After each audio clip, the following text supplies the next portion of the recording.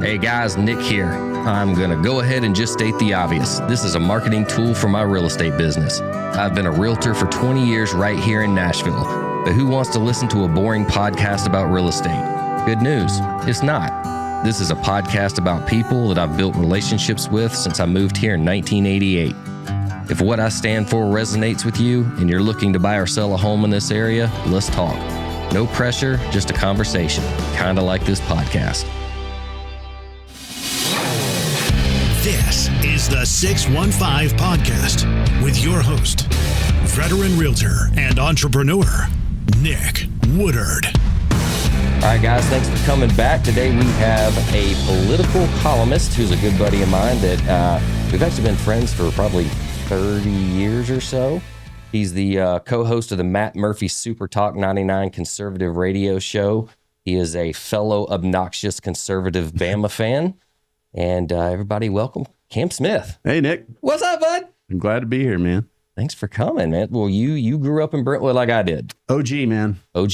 Yeah. I was born in Memphis. We moved when I was very young, and there wasn't much, just much at all. Even the Cool Springs Galleria, that whole area, there was nothing. It was a field. Mm-hmm. And this is where I grew up. I lived in a neighborhood called Chenoweth off Concord Road. And then we moved off Murray Lane in the middle of Brentwood when I was in high school at Brentwood Academy. Do you remember when we first met? We were 8 years old. Yeah. Playing YMCA soccer. I remember the sun drop and all the different the sponsors at the time were all on the jerseys, and a lot of them were like local companies. Uh-huh. And we had some atrocious uniforms. And yeah, I remember that. We're going to get into a little bit about what you do and some of your past experience, mainly in the political talk arena. But first, let's get to what's most important. Your father played football at the University of Alabama under Coach Bear Bryant. He did. I can't tell you how many Halloweens I was an Alabama football player. That was the default. We put on, we got the houndstooth hat. We're good. My family rolls Tide. We never had an option, which was always interesting because I grew up in Tennessee. Uh-huh. And as so did I. This was sort of how could you do that? How could you be an Alabama fan here? Don't you know about the Vols? I'm like, I know about their prison colors. Like, don't give me your Vol stuff. And I've never changed. I went to law school at the University of Alabama, fell in love with it. I love Alabama is my happy place. My heart is decidedly in the South, and we actually lived in Alabama for several years after I came back from Washington, D.C. And I just needed to move home to be closer to family. I love it here. This is my home, but really the South, and even more specifically, the 65 corridor is, I'll never want to leave this place. So has your dad ever told you any really cool stories, maybe being recruited from Bear or playing for Bear, or just what that meant to him? He was actually recruited by Pat Dye. And that's cool. And so Pat Dye was a Heisman Trophy winner at Auburn, coach at Auburn after this, but was recruited my dad. And so I grew up, which is the weirdest thing ever now that I think about it. My dad is exactly what you would think an Alabama football player would be like. And he teaches lessons from Jesus and Bear Bryant. And never really clarified as a kid which one came from which. Talking about. Right. And so I'm sitting there on Sundays in church saying, well, I ain't never been nothing but a winner.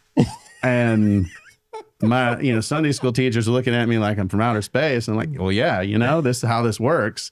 And he would tell me things like, well, always conduct yourself with poise and confidence. And I'm pretty sure he doesn't even know what the word poise means, but he learned so much from Coach Bryant about what it meant to be a man, what it meant to serve your team, and to do hard things. And that's what I was raised on. And so I've actually written columns about, I don't know that I would have had the success that I had in life, but for Alabama football, because I grew up with those lessons. That was, here's who you are, this is what it means to have success, and success was the byproduct of doing the right thing repeatedly over time. And combine ain't never been nothing but a winner, Bryant 316. Bryant 316. And and combine that with the message of the gospel. It was a great childhood. I learned a lot. And to this day, as a Christian, I understand the gospel. I understand God's word, and I understand Alabama football. Yeah. And I'm okay with that. Well, I got a really cool story about your dad. I think I've told you this. I know I told him this when I saw him not too long ago, but see, I was a young father. I think Caden, my firstborn, was maybe 4 or 5 at the time. And then we had Emmy, my second, who was a baby. And me and Catherine decided, hey, let's get out of the house. Let's go have dinner. And so we went to Longhorn Steakhouse there. No, it wasn't Logan's there in Cool Springs. And we're sitting at the dinner table, and Caden is just losing his mind, just throwing crap, throwing a fit, just not acting right. Right. And of course, we got the baby sitting in the car seat right here. And all of a sudden this man just walks up to me and goes, hey son, I just want to let you know you're doing great. Because you're doing great. And you're going to miss this. And this is a time that you're going to look back on. I know it's tough right now, but just know you're doing a great job. And dude, that hit me. That was so long ago. It still means the world to me. And your dad straight up Trace Atkins to me. Like, you're going to miss this one. It is true. And that's what I had to deal with all the time. Is dad, I had at a time when men are hard to find, I grew up with a real one. And my dad's attitude on life was, you get one run. You need to honor God with what you say and do. And man, how you treat people matters. Those relationships matter, because he would tell me, and he was a very successful businessman. He sold MRIs and CAT scans and things like that for GE. We actually calculated it up the other day, and he sold $750 million worth of medical imaging equipment. And he said, son, I'm just a steward of this stuff. It's the only things that last are the heart of God and the souls of men. Yeah. And so everything he did, we lived in like a fancy house it's actually Princeton Hill. It's still there, off Murray Lane in high school. We hosted Young Life. That house got destroyed. We'd have 150 kids come through, and I'm just looking at this guy like, you do realize that you can have nice things. Like, you don't have to do this stuff. And for him, it was just like, well, what's the point? What's the point? Why would you ever want to have things you didn't share, that you didn't enjoy with the people around you, and that you didn't used to love on them? And I've carried that mindset because it was so puzzling to me. And now it makes so much sense. You come to my house, good grief. We got a lot of things falling off the walls now, but man. Well, we'll get into that a little bit later, that you got 5 boys in the house. I do. I mean, what do you expect? Yeah. Yeah. It's actually interesting. Speaking of my dad, my bio boys are the 5th, the 5th generation of 3 boys on the Smith side of the family. So we do boys. We are rough and tumble. And kind of piggybacking off of that, something me and you both share as a high passion of ours is coaching football. Oh yeah. We both grew up coaching in the Nolensville Panthers program, which I guess they've renamed it Stars, which, okay, fine. I can get on board with that. But I did it for, I don't know, 4 or 5 years, and it was by far the most fun I ever had on this planet. Yeah. And you've done it, how many years running now? 10. I mean, I track back to when we lived in Alabama that I was coaching, and I love it. I can't think of anything that makes me happier than seeing a young man, the lights turn on, and they're like, I get it. Yeah. I can work hard and I can be successful at this game. And it is glorious. And I'm coaching again next year. I coached last year. My youngest is 10. and I've got a couple years. More. I got a couple more left. I miss it, man. And man, we are going whole hog. I've got Playmaker X. I've got diagrams that I share with the whole team. We've got motion and animate. We were lucky to have water bottles when we played. I don't know, us. You were at Brentwood Academy. Yeah. I was at Brentwood High School with the poor kids. Well, at Brentwood Academy, y'all probably had water troughs. We had heaters when it was cold. We had all the things. And that's why you beat our ass all the time, too. We also had, 400-pound linemen. Yeah, so that exactly. helped too. All right. Well, I want to get in a little about you personally. So tell us a little bit about your background, what led to, ultimately becoming a conservative talk radio host and columnist. Like, where did all that start for you? So my family's not real political. They never were really involved in politics. I grew up with folks like, I use Chad Blackburn as an example. His mom is now a U.S. Senator. He was a year older than me at Christ Pres. Like, we knew of political people and things. We didn't really do any of that stuff. In fact, all of my family was old school Blue Dog Democrats. And the fact that my dad and my family were Reagan Republicans, like, we didn't talk about that with Mama Gaines, because Mama Gaines is like, Democrats protect the farmer. So you don't tell Mama Gaines that you're a Republican.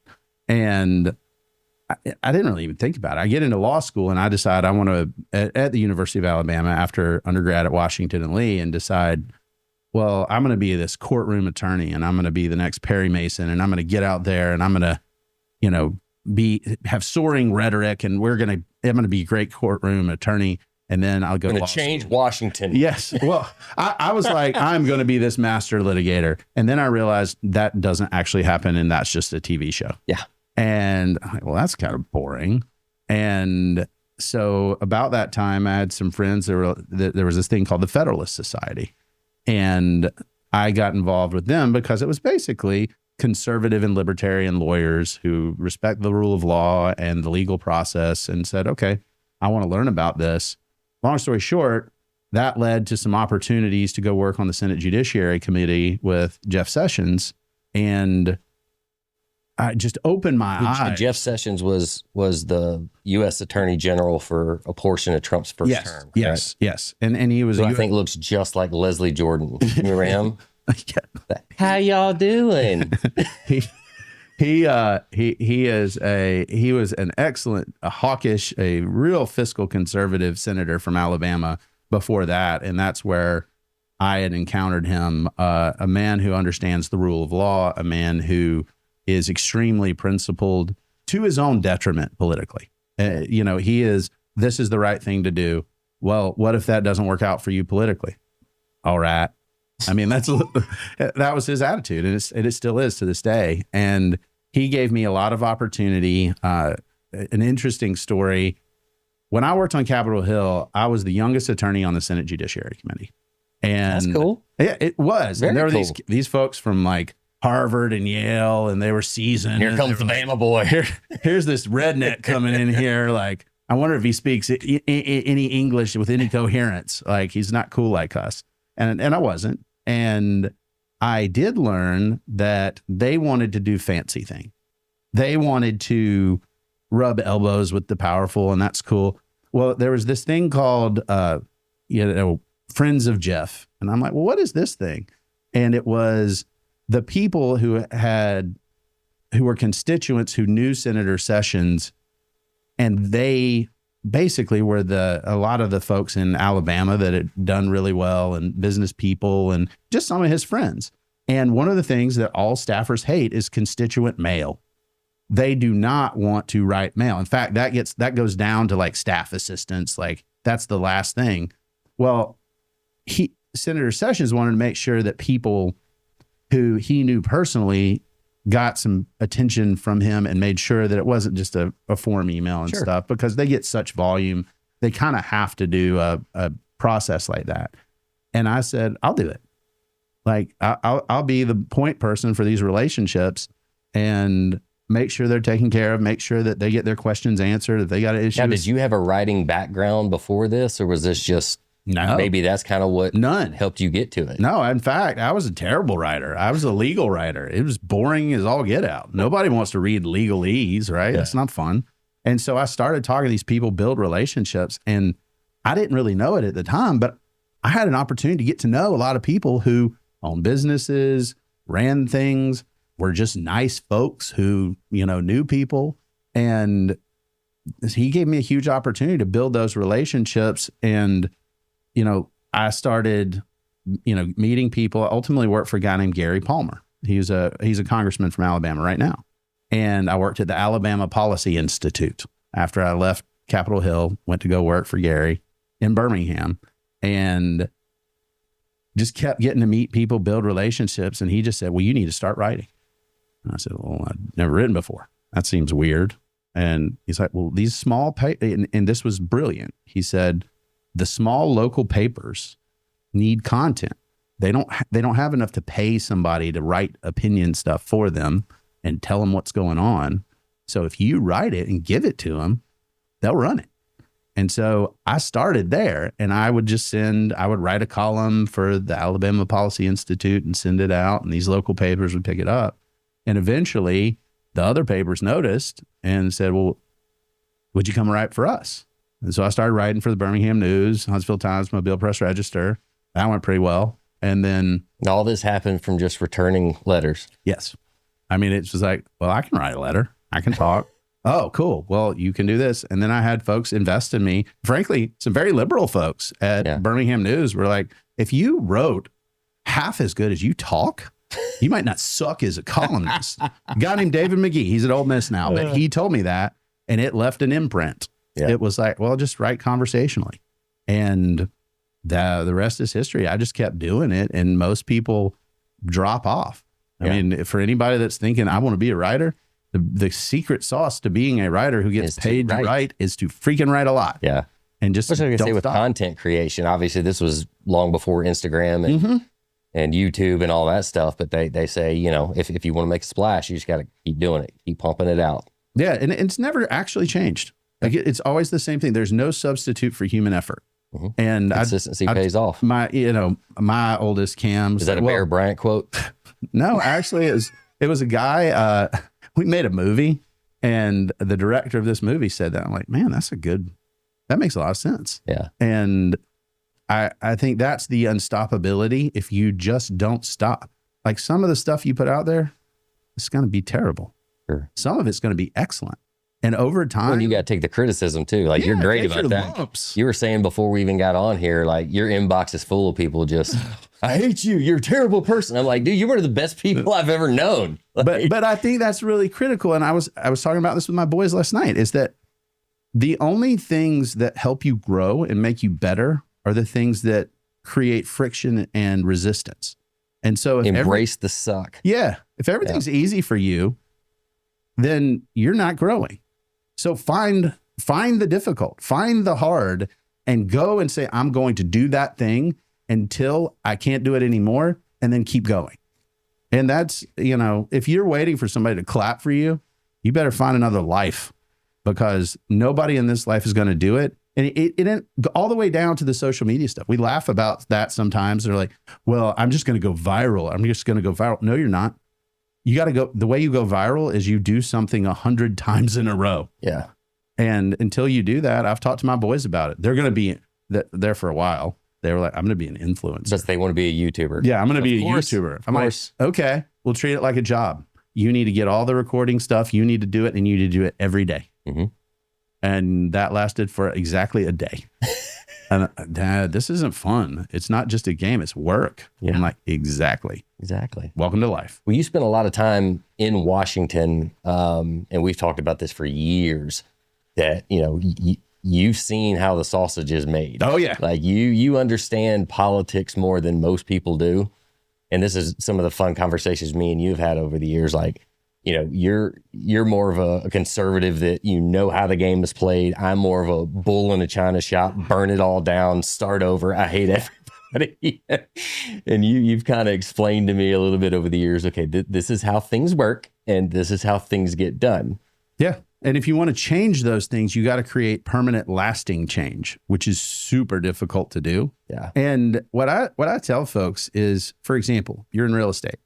Imagine that I saw some of your postings on social media and was like, okay, look, let me tell you how to real estate because I've watched your videos. And so I know as much as you. Yeah. And what happens is people get on X, for example, and say, well, look, I saw a post of a thing, so I know exactly how it works. And the truth is, it blew my mind to be in the House, in the Senate, in leadership, on committee staff. Like I've run the gamut from like a junior counsel all the way up to executive director of a leadership committee. And what I've learned is nobody's in charge. That it is a terrifying thought. But the biggest truth is this is more of an exercise in incompetence than the evil of the other side. Whatever side you're on, it's like, oh, the other side is the problem. I was going to say, it's like, it seems like in Washington, it's all about convincing the people that the other person is the boogeyman. Right. Nobody's in charge. And then when the TVs or when the camera's off, everybody's friends. Yeah. Well, and it's not just that it used to be, there's a great book, Masters of the Senate, that talks about the way that it used to be that Democrats and Republicans were really close friends. I think that still happens. Like, for example, one of my friends, Senator Katie Britt, is good friends with John Fetterman. Like, they're very different, but like they get along and on a personal level. And if there's an area like the Lakin Riley Act where they can work together, then they try to do that. And I think some of that's making a comeback, but the hard part of leadership is going to people and saying, this is the right way to do it, even if it's not the fastest way. Yeah. And we live in an on-demand culture. And you can actually see this from Elon Musk right now. He's like, well, this judge has gotten in the way of this thing and slowed it down, and we need to impeach the judge. Well, no, that's how the process works. You know what you do? You appeal it. And then if you're successful, then you get what you want. And if you're not successful, you can actually petition the Supreme Court and you can try again. That's how the process works. And so I'm very much a process person. I believe that the Constitution is one of the most important documents that's ever been written in human history. And that using the... It was written by a bunch of like 20-year-old kids. Right. Sometimes weird stuff happens and God's really gracious. But the truth is, somebody was telling me about this guy. There was a 19-year-old that was looking at Treasury Department stuff. And I said, well, let me tell you about how Congress works. It's a bunch of kids that run the government. Like interns. Right. And, yeah. Nobody wants to talk about that. But what happens is people go in there and they work for 4 or 5 years and then they go get a job in the private sector, do something else, right? Most of the folks churn through Congress, and that means Congress is really young. There's a lot of staff there that are in their early 20s. Right. And they have important jobs. And we need to get over this notion that you got to wait till you're like 35, 40, our age, before you can do anything useful. Like, that's false. It's historically inaccurate. And you create a generation of babies when you're like, well, you just can't ever do anything meaningful until you get old. So when like you first got into, well, let's backtrack a little bit. So where we stand right now as a country is very polarized. It's been that way for a long time. When you first got into politics, was it that way? Or have you seen it become that way more in the past 15, 20 years? And with it being kind of extreme, you know, I feel this way and I don't agree with you because you don't feel that way. Like there's very little middle ground, it appears. Was it like that when you first started? And do you feel it kind of swinging back towards a more of a middle ground? I think you have to make a choice to not be a jerk. And it is so easy right now because of the advent of social media. Like, that's the difference. I basically started in my career in the political arena kind of at the early edge of Facebook and stuff. So it wasn't sort of this full-fledged animal. And it was just a lot easier to have discussions, right? Because it wasn't... You weren't in your own little vacuum. Right. It is so easy to have a partisan echo chamber and to believe that the real problem is the other guy. But what I would tell everybody is, who do you get to vote for? Okay, now look at those people. And if those people are telling you the problem is the other guy, man, that's really convenient for them because you never hold them accountable. Right. You spend all your effort and energy saying the problem is somebody you don't get to vote for. Literally, there's one president in the United States. So if every 4 years we're going to that is where we vent our political spleen, Right. we're doing it wrong. We should look at our individual representatives, senators, and say, are you the best one I could have? Because if the answer isn't yes, or I don't know, then we should probably figure that out instead of saying, well, the senator I don't get to vote for is the problem, and mine, I guess, is good, but I'm not going to ask any more questions. So when are you going to get into politics? I get that question periodically. I need to make sure that my house doesn't implode first, and that's as best. You got to finish coaching out. You can't just the dip out. Nolensville Stars need me. Yes, they do. And You're a legacy, brother. I absolutely intend. I do personally have a championship sign over there as well. So yeah, I got two. Ooh, and that hurts. Hey, you know what? And more to come, brother. Yeah, if you're hearing this and you have children of unusual size in Nolensville, please give me a call. All of you people from California coming in. Yes. Bring the big kids. Yes. We need line. I last year picked up a killer linebacker from California who came in crazy, awesome, fantastic kid. And some of those big Loation Island. They're tough boys. to come by in Tennessee. Yeah, I know. They're tough. I know. But I think that's a perfect segue into community connects you, right? And you want people to represent you that are connected to you, that understand your life and what matters to you. What we do right now is we say, how old are you? Oh, you're like 80? You should represent me. What, you think the internet's a series of tubes? Cool, let's go. And I think that's the mistake. And I would love to engage in public service. The one thing that my wife and I have discussed and I've said publicly is I want the people in my community to be like, you need to do this, man. Not me to say, I want to do this, because I'll admit I've got an ego, and man, politics will twist you so fast if you got an ego, because it's everybody else around you that says, man, you're brilliant. Man, you get it right every single time. I don't think you're brilliant. I like you, and I think you would do a good job. But that's the right attitude, right? Yeah. But in those sycophantic political circles, and you see this particularly around Trump, where people will literally, I had a guy this morning do it to me to say, he's magical. He's a borderline saint. Everything he does is right. The moment you say that about any politician, you're wrong. Right. That's just crazy. Like, I love my wife above all others, and I probably disagree with her 25% of the time. Right. I mean, if that's our realistic level of agreement. Well, I was gonna mention that too. Like, you are a conservative. However, I've heard you slam Trump a lot. Like, yes. There's a lot you don't agree with. Yes. And I'm very clear about that, because I think it is absolutely bizarre to lend your voice to a politician who is, they're going to do their job, right? One way or another, every politician is there to do their job in whatever way they see fit. And so if I just give anyone a rubber stamp and they're like, you're good, no matter what you do, it's good. That's insane. That's how you lose. That's how you get in a world of hurt. And unfortunately, that's where we are politically. People are like, are you on my team? Right. You must be great. You must be like all the things I love. You're not on my team. I must hate you. I try to call balls and strikes. That means some days people are like, well, you're a rhino. Like, what are you talking about? What do you mean I'm a rhino? Well, you disagreed with this Republican. Wait, you're telling me that I can't be a conservative if I disagree with a Republican politician? I mean, that's a dangerous place to be. Very much so. And so that I don't mind that. I have a thick hide. I guess that's part of rhinos. They very, very thick armor plated butts. Well, I'm more of a spreadsheet guy. Does it check this box? Yes, no.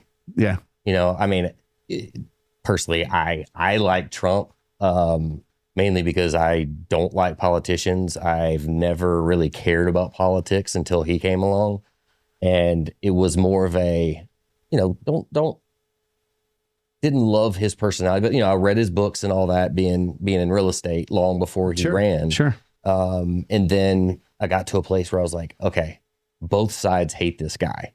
And that's when the antenna went up. I was like, all right, I got to pay attention to this. Sure. And I actually think with Trump, that had a lot of appeal for a lot of people of this guy. He's done well.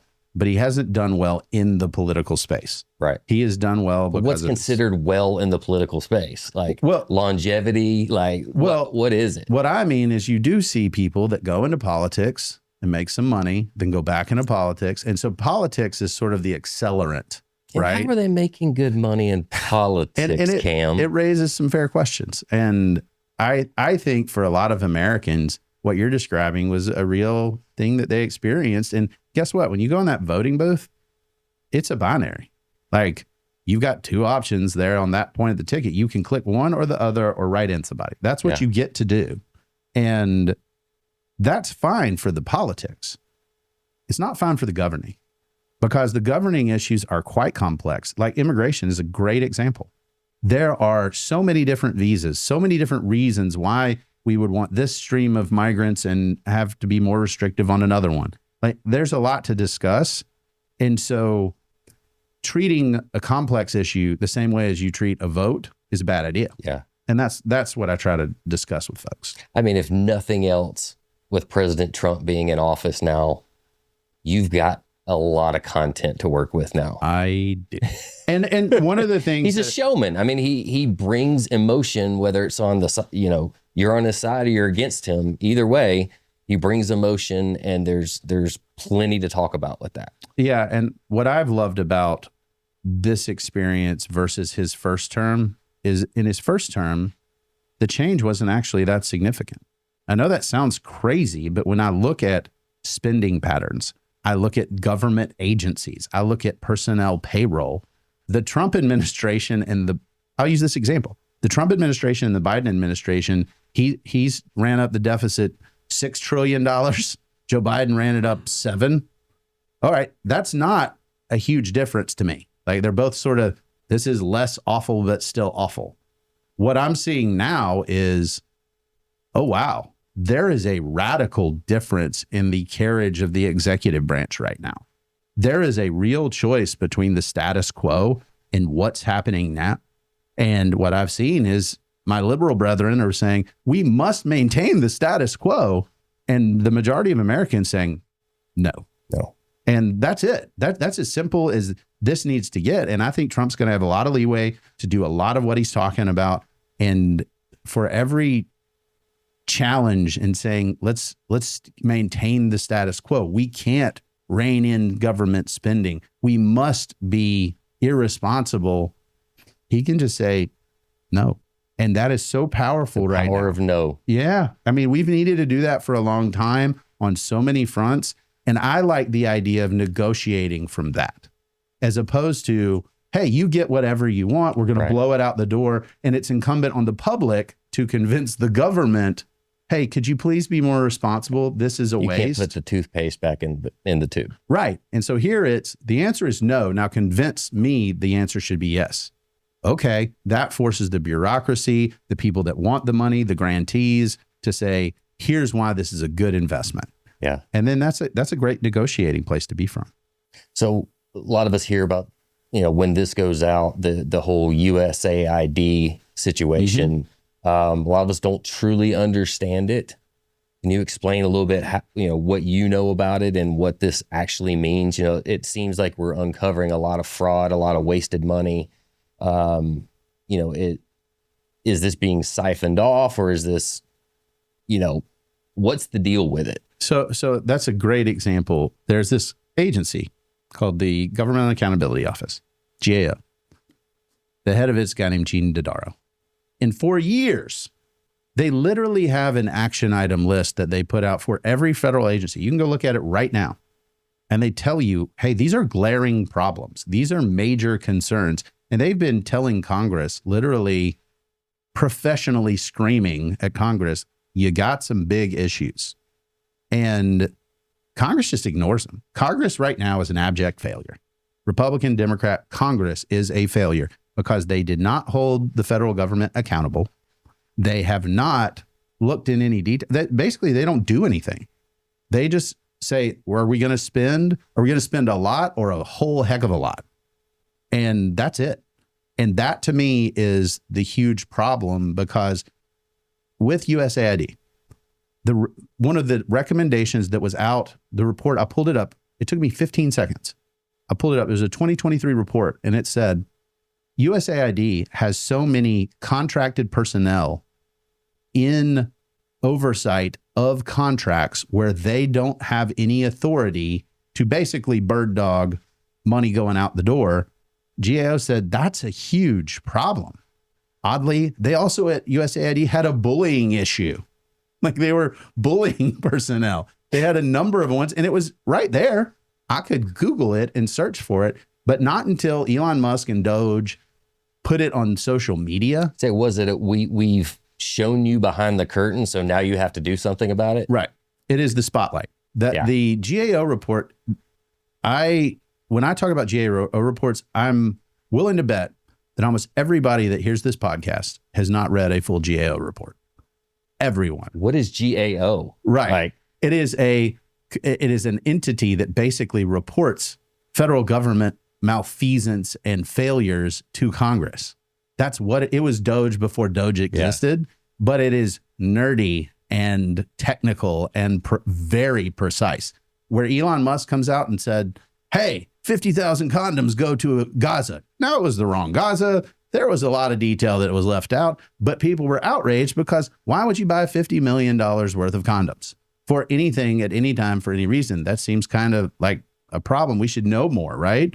Well, what he did is just put a spotlight on the thing. Then folks say, okay, I got the political capital to go talk about it. Hey, I'm going to pull up that old GAO report and point out, look at this. This said, we don't know where the money's going and what's happening. Cool. Now that's an impetus for change. Previously, if a congressman had said, well, USAID is a wasteful bureaucracy that has no oversight, right? People would have been like, okay. Well, that also goes to kind of the next topic I want to talk about, how the mainstream media has failed us. Mm-hmm. Like stuff like that should be presented to the public so we can understand it, break it down, and make decisions on change. But, you know, when you first got into politics, you know, was the mainstream media so one side or the other, or was it, you know, hey, we're going to talk about the facts? It was the advent of cable news. It was when cable news was really becoming a thing, and that has now sort of given way to social media. Here's the problem. Again, I am a huge fan of the Constitution. The First Amendment is there, among other things, to ensure that a free press can hold power accountable. That's the job. That has been abrogated and fallen apart over time. For example, when the Trump administration is telling AP, if you don't call it the Gulf of Mexico, you don't have a seat in this press room anymore. It's Gulf of America. Gulf of America. Sorry, I'm still working on the nomenclature. The right answer. We're going to call Percy Priest the Gulf of Antioch. Great. I love how we're moving. Progress, buddy. Progress. Well, so the AP is like, well, this is unacceptable. Like, I can't believe that you won't give me a cushy seat where I can ask my nitpicky, weird questions because I'm special. That's a terrible failure. Yeah. The press should, when the Trump administration does something like that and it says, if you don't call it the Gulf of America, you don't get a seat, the press should be like, screw you. I'm coming for you. Because that's the press's job. Right. And this sort of like, well, you're not using the right pronouns when you address me is a weak, thin, failed version of what the Constitution contemplates. And so what the press people have done is fallen in love with access and power. And that means you have a captive audience. You know, when it happens across the board. Fox News, let's talk about that. Fox News likes these certain folks and they get access and they talk to them and they're friendly. So you get these bubblegum interviews with conservatives, and then Democrats are like, well, I don't really want to deal with you because you're an unfriendly. And then CNN's the other way. And then MSNBC, whatever they are, is on another planet from everyone. It's like, all right, why don't you just move to Russia and China? That seems like... I mean, The View is so in-depth and thought-provoking. Like, I get up in the morning and read my Bible, have my coffee, and then watch those very intelligent women explain what is going on in our culture. I actually, I often, there's what. Well done, Mr. Producer. There's what would Jesus do and what would Whoopi say? Those are two of the drivers. And I ain't for ever me. been nothing but a winner. Right. You got all three of those up on. It's just right there. Jesus, bear, Whoopi. And I actually, it's funny that you mentioned The View, because I think about that when I write and when I talk and do the stuff that I do is, man, if I get to a point where I'm that disconnected from the people I'm talking to, I need to stop. Yeah. And I think that's what happened, is this quasi-celebrity, newsy culture. They started thinking that their own poo didn't stink. Yeah. They started thinking they were Is special. it that? Do they really feel that way? Or is it more of like the shock jock mentality? Like, I'm going to get on here like, Howard Stern and just run my mouth, and that's going to get the views and the clicks. And well, it's a business fundamentally. And that's been one of the biggest challenges for all legacy media to figure out is, how do I hold power accountable? Let's just assume the right motive. How do I hold power accountable while making money? Like, how do I keep the lights on and do my constitutional task? And I don't think anybody's really figured that out right now. Yeah. I mean, it is, I will say what we're moving toward is an era where we don't rely on the institution to do it, because we can see the things in real time. Right. So there was a lot of stuff that was easy to hide. Why? Now you've got podcasters and influencers and all the you things. and I right now have more access on our phones than the entirety of legacy media had for most of American history. Yeah. It was hard to get information, and their job was to broker it and get it to you so you could engage the politicians. Well, that's why I Now, think mainstream media is all but dead. yeah. I mean, I've read that there's three things keeping it alive. It's I got it written down here. Boomers, the one-click people. Yep. They don't want to get on their phone. They don't want to. It's like my parents. I'm like, hey, put this app on. I don't want the app. I want to turn the TV on, one click, go to Fox, listen to what they have to say. And then two, you've got Big Pharma, who's dropping. I think the latest numbers in 2022 is $5.7 billion given to cable. And one thing that you have going on with that is they're allowed to advertise pharmaceutical products directly to the public, which there's only 2 countries out of 195 countries in the entire world, is us and New Zealand, where that's even legal. So, well, I will always err on the side of the problem, or the answer to speech you don't like or speech you disagree with is more speech. I will never, ever support a restriction on speech. So if pharma wants to spend $1 bajillion pitching their product, fine. I think we have to have the other capacity, which is, I think you're nuts and you're making us unhealthy. And you're seeing that now. And but it's literally, we are 1% of the world that is made that legal for big pharma to come directly to the person that's going to use the product. Yeah. And my point is, they're hawking a product. That's what they're doing. And until you think these folks are some kind of altruist who are just doing this, but I know what they are. And it's responsible adults who need to look at that and say, I wonder if they've got an angle here. I'm all for truth in advertising that says you can't act like you're one thing and be another. But with pharmaceuticals, for example, you have all these disclosures where we know a pharmaceutical ad. We know because it's like, life is great. You may get diarrhea or kill yourself. Okay. That's concerning that's the warning label, but gotcha. I think the bigger Travis Kelce touchdown brought to you by Pfizer. Right. The big thing that I think we are going to see where the value is in media is trusted voices. So for too long, we have had folks that were basically bought and paid for by whatever.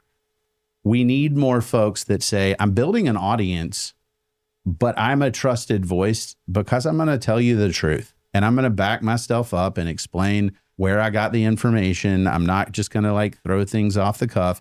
And honestly, you got to be entertaining, because if you convey information in a boring GAO style, nobody's going to digest it. And that's what people are figuring out now. And I do think legacy media is going to have some real problems because they're not trusted. Because the voice, nobody's like, well, I'll use a good example. My dad used to refer to Tucker Carlson like he was my brother. He'd be like, well, I went home and Tucker said, and so for him, when Tucker Carlson said a thing, it was like me talking to him. And Tucker's openly talked about how wrong he was back in the day. Right. And but my dad doesn't watch Tucker anymore because it's complicated to get to Tucker. Yeah, it's beyond the one It's beyond the one click. He's like, I turn it on, but he has not come to me with anybody else. He doesn't say, well, Jesse Waters says, but that was a trusted voice to him. And we've got to have more of those emerge that say, I'm going to tell you the truth. Sometimes you're going to disagree with me. I'm going to entertain you and we're going to have a good time together. And there's been some great people that have done that. But I think we're also going to have to get beyond I'm the conservative columnist. Yep. Like, I'm just an American columnist. Well, I think one of the greatest things the Trump organization has done is opened up, the having podcasters and influencers and all that in the media space and giving them a seat at the table. I would churn the White House press room every quarter and just say, hey, you got a seat at the table. Yeah. Now you got a seat at the table, because I've been in that room several times. It is a small room and you get the feeling that you're special, that you are a unique gatekeeper between the president and the rest of the world.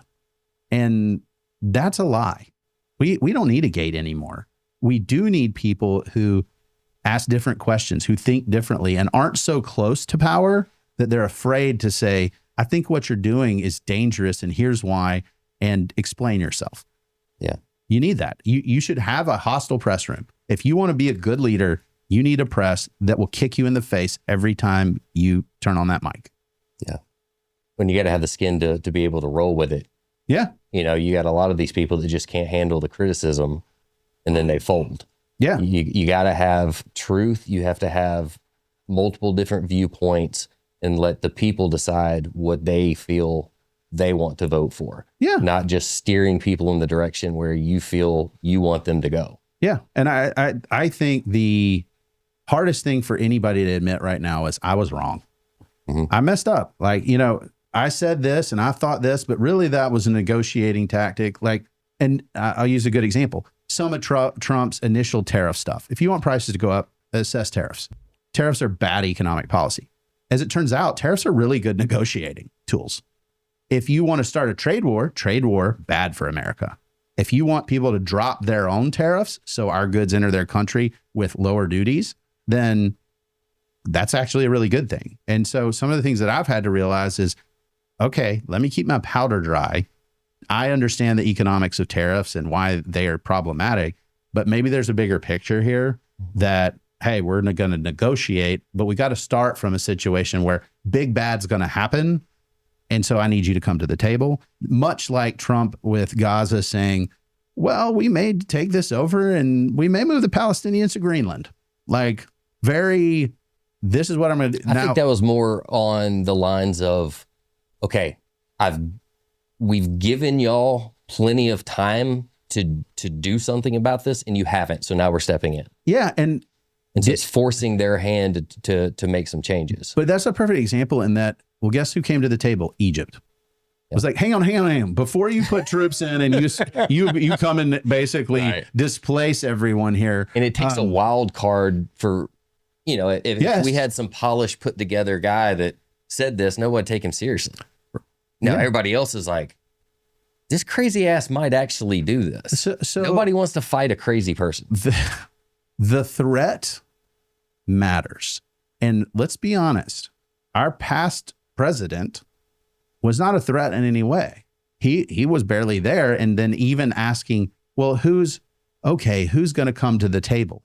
And we don't know the answer as far as we don't know who's with us. And so we didn't have action that made any sense. Now, I don't agree with some of this Trump's stuff, the stuff he says, like it's weird. But when I see, okay, now we've negotiated a thing, and so we're not doing the weird thing. We started with a weird thing and we get the outcome we want. I get behind that. Yeah. I'm okay with that. And people will say, well, what about our norms? What about our whatever? Our norms sucked up to this point. Right. Well, the problem is I can say stuff like the Constitution's design, great. But some of these things you're calling norms is basically, here's what we did for the last 30 years. Well, a lot of that stuff I disagree with. Right. The norm we establish might be the wrong one. It doesn't mean that I want chaos all the time, but I actually believe that Trump or somebody like Trump needed to be a wrecking ball. And then Trump's not going to be the builder. I can just tell you right now. Right. He is not going to be the builder. He's too old. But man, he needed to break it. And now how we build from here, if we reset that baseline, it's a much better place to start building.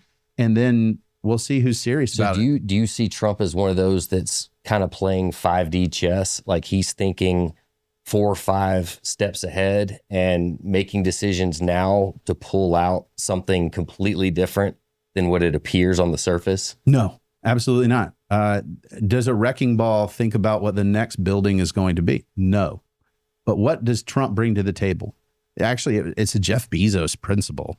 It's a bias for action. It's, I'm going to do stuff. And does it always go as intended? No. But we can fix it. What we had previously was stasis of we can do nothing until everybody is fully on board that this is the right thing to do. Well, that never happens in Washington. And so Trump's going in and saying, we're going to do some things and see how it all works out. That's it. I can tell you, I've known the personnel. I know the people in their inner circles between Vance and Trump. I have a lot of connections to that world, and there is no blueprint. The blueprint was not the way it's been. Not the way it's been. We cannot continue this. We must do different things. And that, I think, is incredibly valuable because it gives us something to react to. If Trump does a thing or Elon Musk does a thing that we say, man, that was awful, then you know what we're going to do? Stop. If he cuts all these personnel and we don't notice a difference, we're going to be like, oh, that was a really good idea. Yeah, that made a lot of sense. Yeah. You cannot judge anything or evaluate anything if you do nothing. And that's where we were. Gotcha. Well, that makes perfect sense. Just seems, I feel like I understand a lot how President Trump works from having read his books over the years. Just he does the big outlandish ask. And then he's asking for 90%, knowing he's going to settle on 60. Sure. It's just put it in real estate terms. It's like, hey, you get an inspection report, do every single thing that's in that inspection report, knowing you're giving yourself a little room to negotiate there. Yeah, and I'm not saying that Trump just wakes up, has a burrito, and is like, let's go smash some stuff. Yeah, and a Diet Coke. So funny. They had I saw a podcast the other day with Dana White, who's real tight with Trump. He was like, okay, you work in your organization with the most premier athletes and fighters in the entire world, and you're friends with Donald Trump. The diet that he is on is complete opposite of everything that you would tell your athletes to do. Yeah, it's a miracle he's still alive. But I look, we are at a point where imagine that we take away the name Trump and all of the sort of personal baggage that he carries. I like the idea that we're now being given a choice of, hey, we're going to take a hatchet to this thing that's grown out of control. This is a thicket that has grown over our house, literally, and we can't see, we don't know what's going on, and you're hacking it away. Now, I may say, well, I kind of like the thicket. It was very pretty. And that's what Democrats are doing. They're saying it is a beautiful thicket that has covered this entire home. Okay, you got a choice. Do you want to go back to the status quo, or do we want to try things and see how they work out? I vote for try it and see how it works out. I mean, that's how I engage professionally, personally. That's what I want my sons to do is if you're not sure, ask, check it, and then do something. Right. Make a choice, make a decision. In the workplace with the folks that work for me and my team, my motto for them is make me tell you to stop. Because if I have to convince you to do things all the time, then I'm really the driver. I'm the thing that's making the change. Right now, Trump is that. He's having to force everything and say, let's go. My hope is that Congress and other folks start taking up the mantle and saying, what else could we look into? What else could we turn over? What else could we say? Hey, y'all know this is stupid, right? And that we really usher in a new era of responsible governance, it's just always hard because you're dealing with other people's money. Yeah. Well, I wanted to transition into something that I know is very close to your heart. Talk about therapeutic fostering. Mm-hmm. So you've got 3 boys of your own, and then you brought another couple into the works, and now you are completely overrun with youth testosterone in your family. I am. And this is something that we're really passionate about. My wife and I accidentally got into this years ago. I was doing some policy research, ironically, on fostering and family. And I saw this kid that was on one of these adoption websites here in Tennessee. And I just sent her the picture of this kid, his little video, and a question mark. And that's all I sent her. And she's like, what are you talking about? I'm like, he seems like one of us. Like, why don't we go get him? And she's like, have you lost your mind? What are you talking about? And I said, well, why not? Like, this is a thing. And actually, my brother sort of started before us and had brought in 3 foster kids. And so, one, as the older brother, I'm like, if he can do it, come on. But I saw it and I just said, this is James 1:27 talks about the real measure of true religion is how you treat the widows and the orphans. Right. And for me, as an article of faith, if you're not the hands and feet of Christ, if your hands aren't a little dirty and your feet aren't a little tired, you're doing it wrong. And I really felt strongly that we needed to do this. Now, what we didn't know is the individual that we brought into our house was in what's called therapeutic foster care, which are kids with a lot of trauma, a lot of challenges. He had lived in residential facilities for 6 years prior to coming into our home. And that is a world of pain. And so it was he lived with us for a year, and then he emancipated himself, and it was the hardest, best year of our life.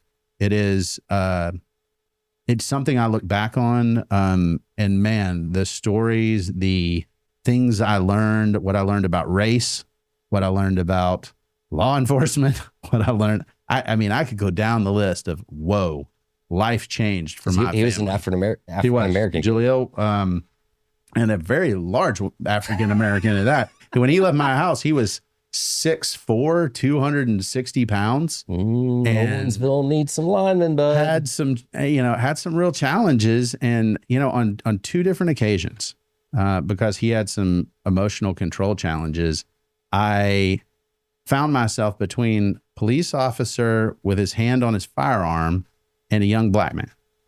And you want to talk about changing some of my political perspectives? Yeah. I have no less respect for law enforcement and the restraint that they demonstrated. The Nolensville Police Department was incredible. But I really started learning, like, man, it's different. Yeah. And what I saw was, if we don't take care of folks that have some of these challenges, if we don't reach into these rough places and serve and help, we're going to pay for it on the back end when they're in jail. Yeah. And I feel very strongly that, particularly in the volunteer state, we need to take care of these kids. There's one of my sons, got him out of a state office building. He was literally staying in a state office building. They didn't have a place for him to go. And now, after our first experience, we've had juvenile kids. We've had issues with the juvenile justice system in our house. We've had people with severe emotional disturbances, all kinds of stuff. It gets wild. Yeah. But what we've learned for our family is, are the boys taking them in, doing well? We vote. Yeah. If there's an option, we vote as a family, and it's got to be unanimous. Everybody's got to be in.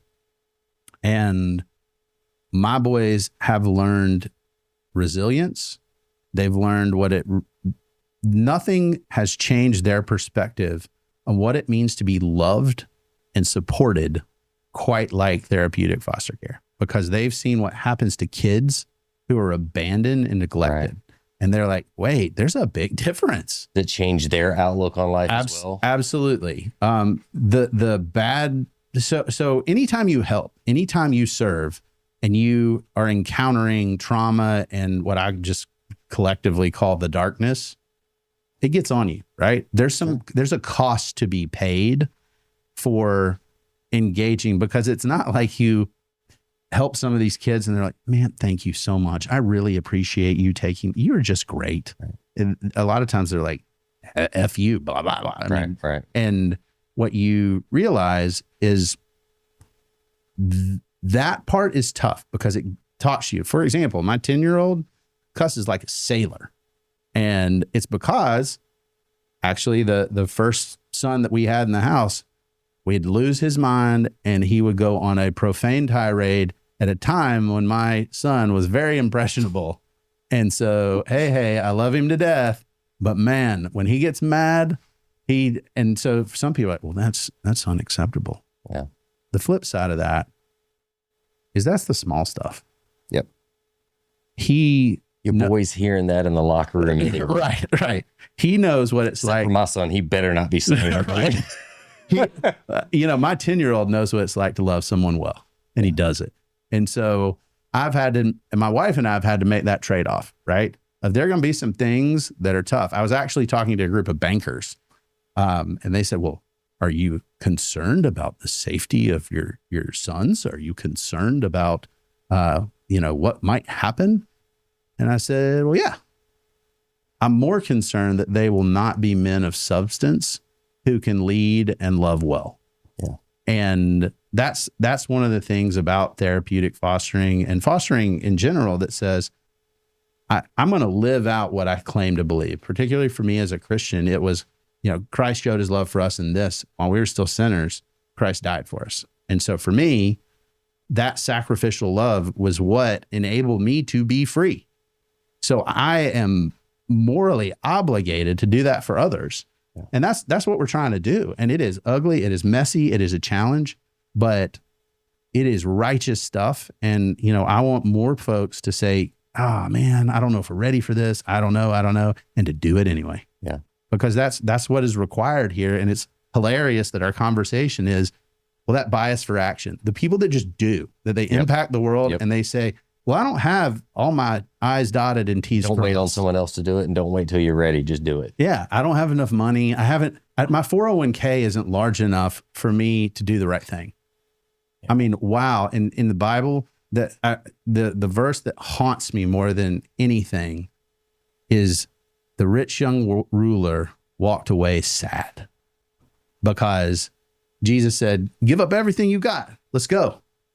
And he was very wealthy and he walked away sad. And I think particularly in Williamson County, in Middle Tennessee, there's a lot of wealth, a lot of stuff.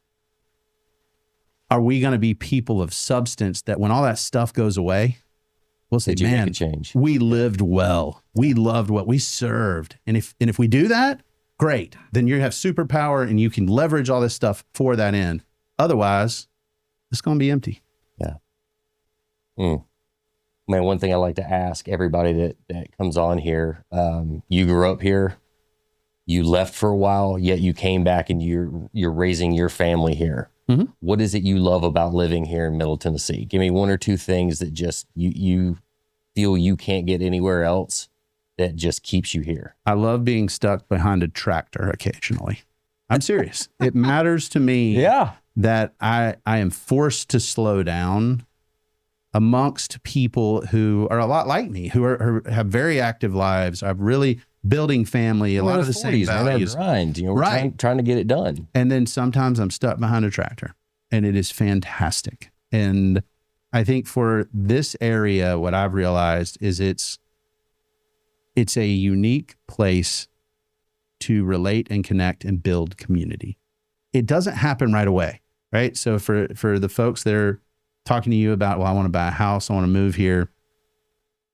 It doesn't happen right away, but pretty quickly it does. Yeah. And you're able to build that community. And so what's fantastic for me is in Nolansville, I've been able to sort of replicate what it was like to grow up in Brentwood. I tell people that all the time.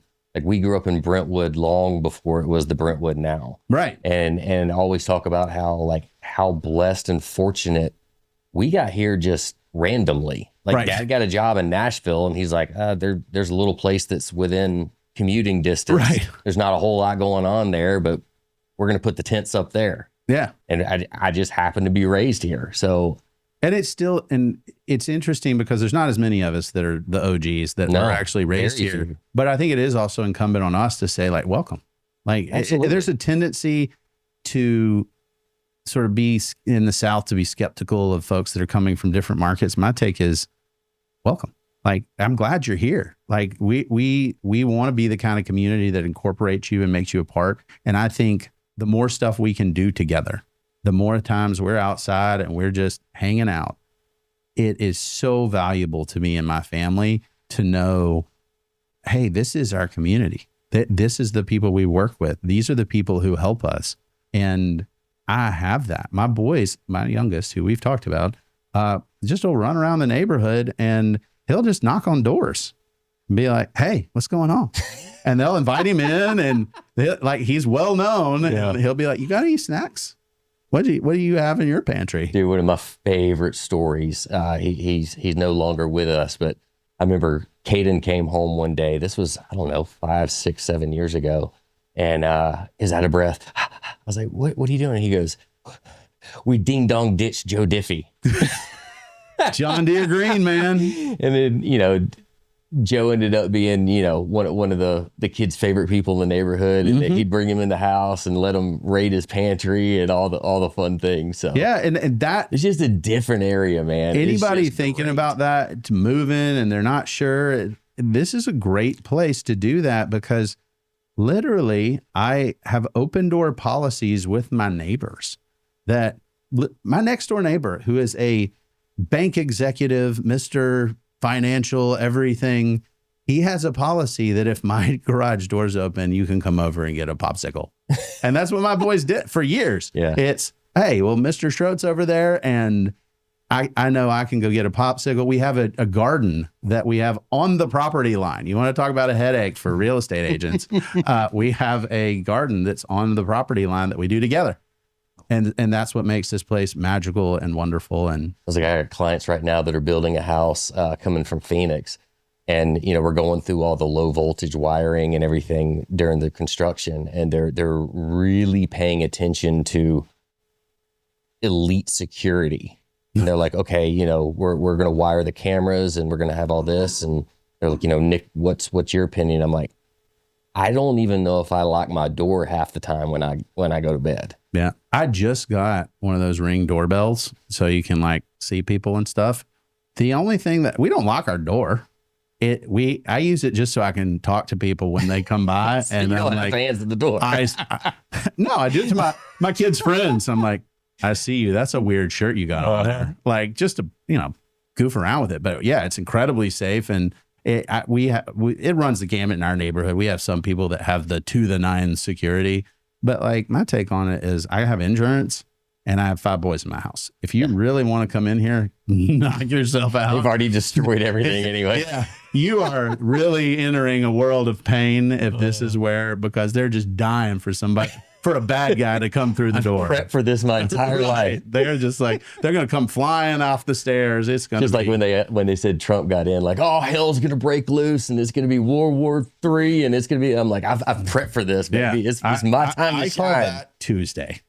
But yeah, it's a great place. It's safe. It's awesome. And we're going to try to keep making it that way because any area is only as good as its people.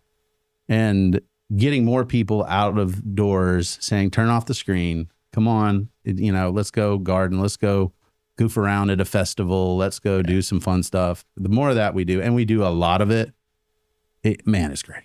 See, guys, y'all that are sending him hateful emails, cut it out.